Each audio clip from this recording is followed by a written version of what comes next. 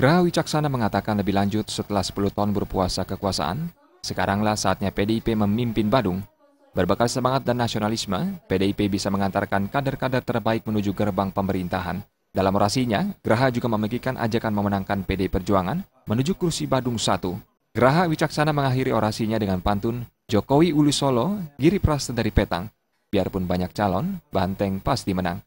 Sementara Ketua DPC PD Perjuangan Badung, Inyoman Giri Prasta mengharapkan kader PDIP tetap solid menjelang Pilkada 9 Desember, sementara survei bakal calon bupati dan wakil bupati tengah berlangsung.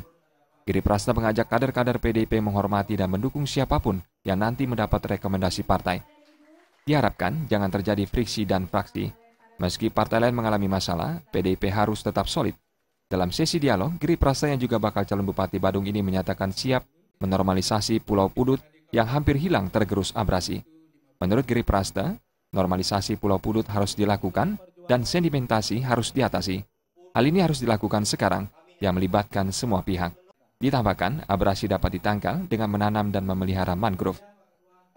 Intinya bahwa kesepakatan struktur partai PD Perjuangan dari struktur tingkat atas sampai ke bawah, termasuk tokoh-tokoh partai PD Perjuangan yang ada di Kecamatan Kuto, siap untuk mengamankan siapapun yang nanti akan direkomendasi oleh DPP Partai PD Perjuangan menjadi calon bupati atau wakil bupati.